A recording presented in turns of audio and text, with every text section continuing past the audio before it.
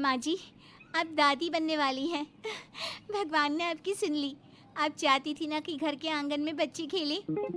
सास खुश हो जाती है, लेकिन मन में होता है कि काश बड़ी बहू भी प्रेग्नेंट हो जाती तो उसे भी अच्छा लगता। देख बहू, ये तो काफ़ी खुशी की बात है। बस तू ना एक काम कर, इस बात को धीरे से ही बड़ी को भी बता दे। तू तो जानती है ना, 12 साल हो गए उसकी शादी को। लेकिन वो तो ठीक है माँ जी, पर मुझे लगा। खैर ठीक है। छोटी बहू कमरे में चली जाती है कि थोड़ी ही देर में बड़ी बहू आ जाती है। माँ जी, माँ जी, मैं माँ बनने वाली हूँ। भगवान ने मेरी सुन ली। माँ जी, मैं बहुत खुश हूँ। ये सुनकर सास के दिल में तो मानो 100 पावर का बल्ब भी जल जाता है। वो खुशी से चिल्लाने लगती है। मुन्ना, सोनी, रानू, सब आ जाओ। अरे मैं तो कहती हूँ लड्डू बनाओ। अरे लड्डू नहीं, हलवाई बिठाओ। मेरी बहू है, माँ बनने वाली है और मैं दादी।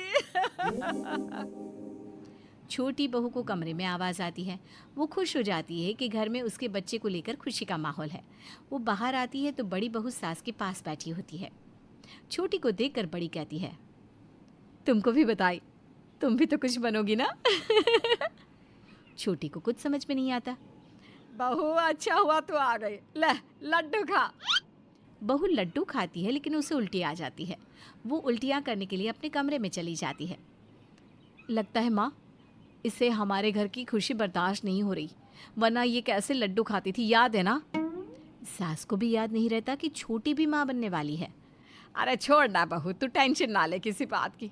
तू अब माँ बनने वाली है ना, अपना ख्याल रख। जा कमरे में जा, मैं तेरे लिए कुछ अच्छा बना कर लाती हूँ। बड़ी बहू कमरे में चली जाती है और सास किचन में। सास खाना बना रही होती है कि छोटी आ जाती है। क्या बात है माँ जी, आप तो अभी से इतनी खुश हो रही हैं। बच्चा आ जाएगा तो आप तो फूली नहीं समाएंगी। हाँ बहू, ये तो है। बहुत साल से वो बच्चे का इंतज़ार कर रही थी। वैसे भी बड़ा मेरा फेवरेट बेटा है, तू तो जानती है ना। छोटी को कुछ समझ में नहीं आता। क्या मतलब माँ जी, उनको इंतज़ार था? कहीं आप ये तो नहीं सोच रही कि मैं अपना बच्चा बड़ी भाभी को दे दूंगी? तभी वहाँ बड़ी आ जाती है। क्यों? क्यों दे दोगी? मुझे नहीं चाहिए किसी का बच्चा। वैसे भी भगवान ने मेरी झोली भर दी है। माँ जी ने बताया नहीं क्या तुमको? छोटी भाभी की बात सुनकर खुश हो जाती है। अरे वाह भाभी, माँ जी ने तो नहीं बताया। मुझे लगा कि मैं माँ बनने वाली हूँ, इससे घर का माहौल इतना अच्छा हो रहा है। लेकिन भाभी, आप भी माँ बनने वाली है, ये तो दो गुनी खुशी है इस घर के लिए। हाँ हाँ, अब ज़्यादा बातें ना बना। बड़ी का सबको मिलकर ख्याल रखना है, समझी ना। लेकिन माँ जी, मैं भी तो माँ बनने वाली हूँ। हाँ तो बड़ी 12 साल के बाद प्रेग्नेंट हुई है, ज़रा इसके बारे में सोच। हाँ हाँ, क्यों नहीं। बड़ी बहू देख रही होती है कि सास कैसे उसका ज़्यादा ख्याल रख रही है और छोटी का कम, लेकिन वो बड़प्पन रखती है। सास के हाथ का बना खाना लेकर वो छोटी के कमरे में जाती है। आए छोटी, ये खा ले। अरे नहीं नहीं दीदी, मैं नहीं खा पाऊंगी, ये आपके लिए सासू माँ ने बनाया है ना। अरे तो क्या हो गया, तू भी तो प्रेग्नेंट है। वैसे भी बड़ी भाभी सास के बराबर ही होती है। छोटी को अच्छा लगता है। वो बड़ी भाभी के हाथ से खाना खा रही थी कि सास आ जाती है। अरे ये क्या कर रही है छोटी? उसे खिलाना चाहिए तो तू खा रही है, कुछ तो शर्म कर ले। वो प्रेग्नेंट है। सास ये बोलकर कमरे के अंदर आ जाती है और छोटी को हल्के से धक्का देकर बड़ी को बेड पर बिठा देती है। छोटी बहू गिरने ही वाली होती है कि उसका पति उसे पीछे से सहारा दे देता है। अरे छोटी, क्या हुआ, चोट तो नहीं लगी? बड़ी ये बोलकर खड़ी ही होने वाली होती है कि सास उसे पकड़ लेती है। बहू, तू चल, इस कमरे में उसका पति आ गया है, वो ख्याल रखेगा उसका। हाय रे, कैसी सास है ये। छोटी को समझ में ही नहीं आता कि वो क्या करे। रहने दो, इसकी आदत डालो। इस घर में भैया और उनके परिवार के सिवा माँ को कभी कुछ नहीं देखा। मेरे साथ तो कई बार ऐसा व्यवहार करती है जैसे मैं उनका सगा बेटा ही नहीं हूँ। बाहर खड़ा बड़ा भाई सब कुछ सुन लेता है। वो कमरे में जाकर अपनी बीवी को सारी बात बताता है। देखिए माँ जी की ये हरकत तो बिल्कुल ठीक नहीं है, लेकिन हाँ, हम दोनों मिलकर छोटे और उसकी बीवी के लिए सास ससुर की जिम्मेदारी उठा सकते हैं। वो छोटा है आपसे, उसकी बात का बुरा मत मानिए। ठीक कहती हो तुम। अगले रोज घर में कीर्तन का कार्यक्रम होता है। छोटी, आ छोटी, फटाफट पंजीरी की थाल पकड़ा। अरे रहने दे, पेट छोटी फटाफट पंजीरी की थाल पकड़ा। अरे रहने दे, पेट से है तुम्हारी बहू, मैं ले आती हूँ। छोटी थाल लेकर आ जाती है।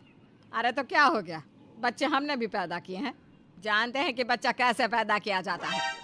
तभी बड़ी आ जाती है, उसके हाथ में पानी का गिलास होता है। अरे कोई उसके हाथ से ग्लास ले लो, पेट से है वो।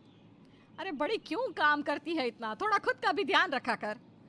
पड़ोसन ने देख रही होती है कि कैसे दो बहुएं, दोनों प्रेग्नेंट, लेकिन सास को सिर्फ बड़ी की ही परवाह है। माना शीला बहन, आपको आपका बड़ा बेटा प्यारा है, लेकिन छोटी भी आपकी ही बहू है, वो भी तो पहली बार माँ बन रही है। इस तरह का रवैया ठीक नहीं है। अरे रहने दो, मुझे ना सिखाओ क्या ठीक है क्या ठीक नहीं, समझी। खैर, कीर्तन खत्म होता है, सब खाना खाते हैं और घर चले जाते हैं।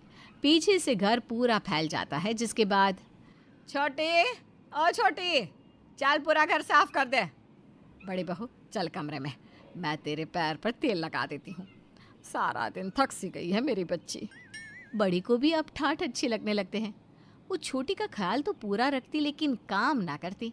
फिर एक दिन, बहू, ओ बहू, आज काम वाली नहीं आने वाली है, तू एक काम कर, झाड़ू मैं लगा देती हूँ, पोछा तो लगा दे।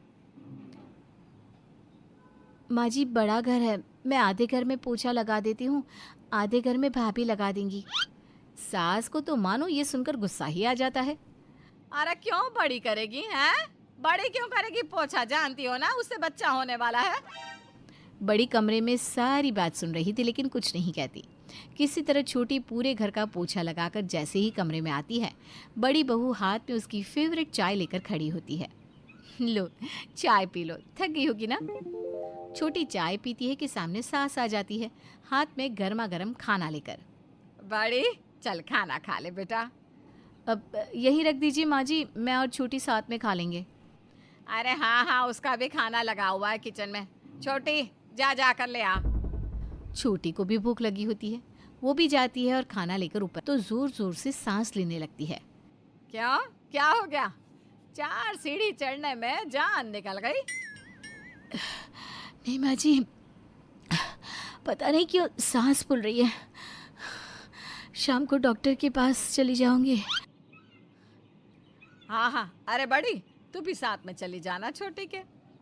लेकिन माँ जी मैंने तो अभी पिछले महीने ही दिखाया था। तो क्या हुआ दीदी, मैं जा ही रही हूँ ना, आप भी साथ चलिएगा। माँ जी आप भी चलिए, देख लीजिएगा कि दीदी को और क्या क्या ख्याल रखना है। हाँ हाँ ठीक है, साथ चलेंगे, लेकिन उससे पहले मैं ज़रा बहू के पैरों में तेल लगा देती हूँ। माँ जी सारा दिन काम तो मैं करती हूँ, तेल आप दीदी के पैर पर लगाती हैं। वैसे ठीक ही है, मेरी तो काम कर कर के आदत हो गई है चलने फिरने की। मैं तो बैठ जाऊँ तो मुझे परेशानी होगी। हाँ हाँ ठीक है, ज़्यादा बात ना बना। शाम को सभी डॉक्टर के पास जाते हैं।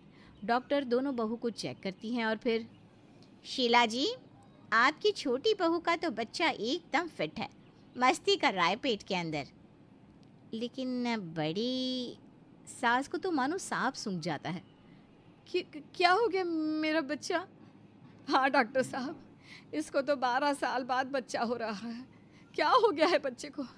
देख लीजिए मेरे पोते को कुछ ना हो।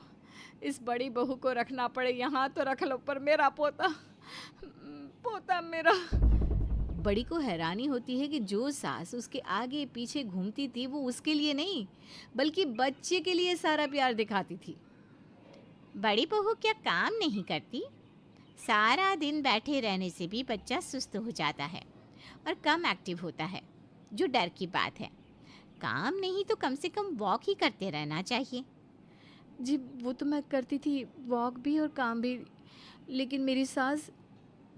ये बोलकर वो छोटी के साथ बाहर आ जाती है। घर आकर, वाह माँ जी आप तो बहुत सेल्फिश निकली।